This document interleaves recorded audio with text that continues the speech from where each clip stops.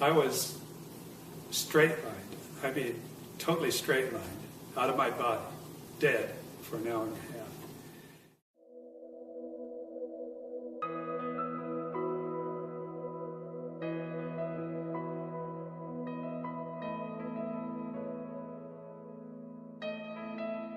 My name is Richard Cole, and I am 72 years old. I have never been what I would call religious.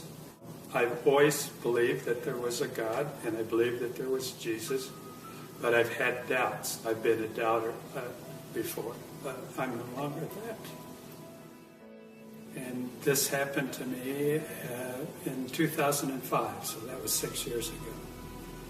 And so how it came about was that I was on my way to Monterey. I go up there every year for the historic car races. While I was stopped at the stoplight, I had a pain that started in my jaw, right in the mandibular area, went down my jawbone, down my carotid artery, and into my chest. I said, "Oh, this is strange." My friend and his wife said, "What's wrong with you? You don't look very good. What's your symptoms?" I said, "Well, my hands feel a little sweaty and I feel a little clammy." I said, "I don't know what's going on." He says, "I'm going to take you to the hospital." I said, "Oh, I'll be okay. I'll go home and take an aspirin. This will be done with." He says, "No, we're going right now." So we went in and they put me on a gurney because there was no room in the emergency room. My blood pressure was extremely high, and they gave me a couple of shots right away to try and get my blood pressure down. And then I went right into the x-ray room, and they gave me some x-rays, and came back in a little while, and Steve, the doctor, a friend of mine, says, "You have a serious problem." And I said, "Oh, really?" And he says, "Yes." He says, "You have an aneurysm, but what's worse, it's split, and I think you're bleeding internally." 5 o'clock the next morning, I was in the pre-op, the ready room rather, at Cottage Hospital. Anesthesiologist came in and says, "Well, I'm going to, give you a shot right now, and then you're going to go off to sleep." I said, "Okay." I said, "Is the doctor here yet?" "Yeah, he's here." So I asked to see him. I said, "Okay, what are you guys going to do to me?" And he says, "What we have to do is cool you down to a real low temperature, and when we do that, it'll be just like chopping a hole in Lake Michigan in the ice in the middle of the winter. Everything's going to stop. Your brain's going to stop, and your heart will stop." I said, "Well, I've never heard of that before, and I read a lot." And he says, "We usually don't tell our patients what we're going to do to them, or else they'd run down the hall dragging the IV behind them." They told me when I went in that I'd have about a 50-50 chance of making it. I found out later with that kind of operation where they take your heart out, you have a 10% chance of survivability. So the anesthesiologist put the IV in. I went off to sleep right away, and they start rolling me down the hall to the operating room. And then I realized that I was still conscious and I wasn't under yet. It was like I was for a little bit, but then I was awake again. And I saw them roll me into the operating room. And so I wanted to tell the doctors that, "Hey, you got to give me some more of whatever it was you gave me because I'm not out yet." But I couldn't speak. I didn't have any pain or anything like that. I just could not open my mouth and get the words out, even though I tried very hard to tell them that I was still conscious.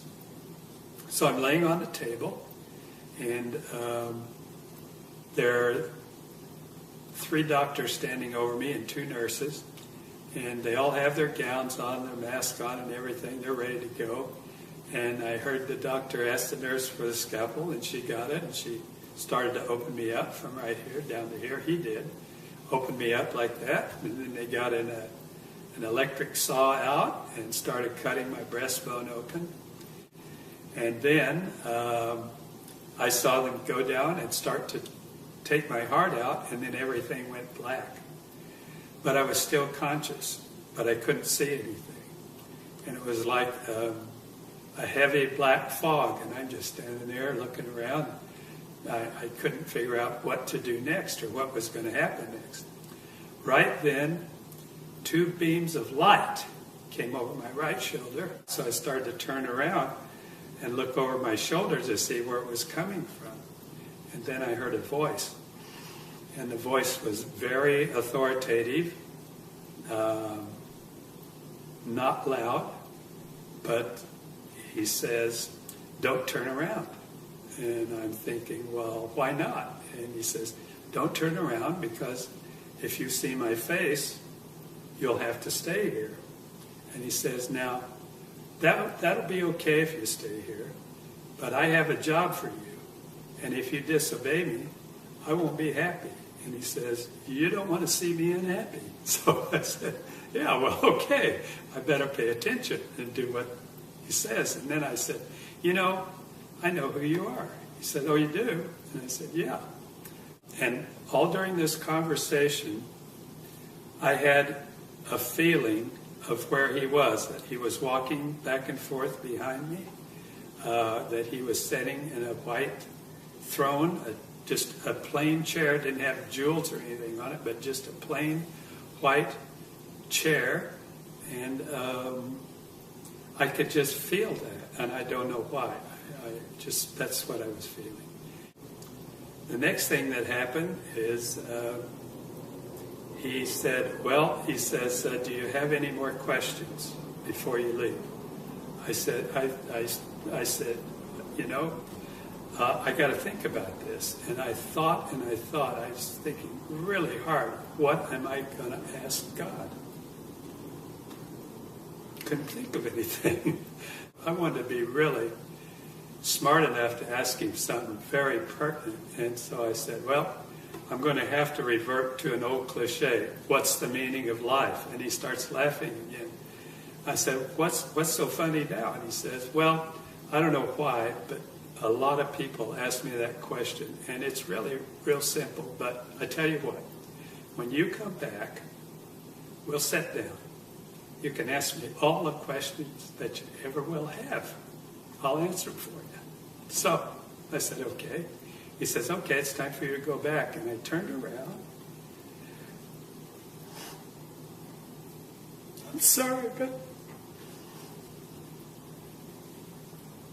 he put his arms around me. He put his arms around me. And it was a feeling that I can't explain. It was unconditional love, but it was words. I can't tell you the words. And I'm sorry, but I always act like this because I can feel it again. So,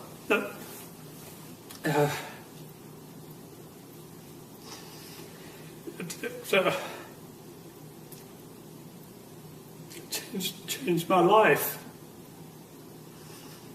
And the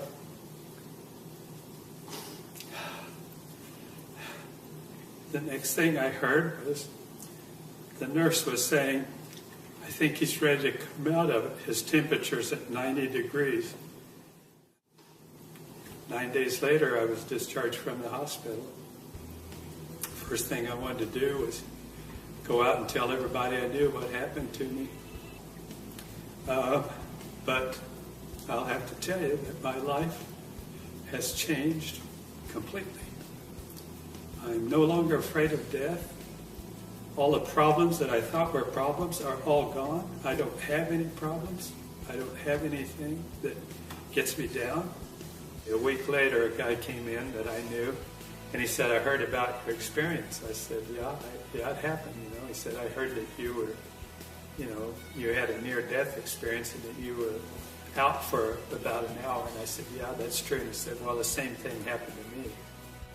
I said, and then I asked him what the meaning of life was. And he says, oh, that's easy. It's all about love. That was the perfect answer. So I got that message right away.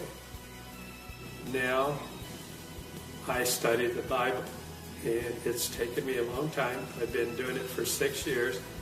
I'm up to Matthew. I've translated every word from the original manuscripts into English. I was baptized recently. People ask me questions about that. Well, why are you getting baptized now? And I said, because it's the right time. You know, I don't know what else to tell them. I don't believe that you have to be baptized to go to heaven, but I know one thing. I want to follow what Jesus did. He set an example. I want to, so I did.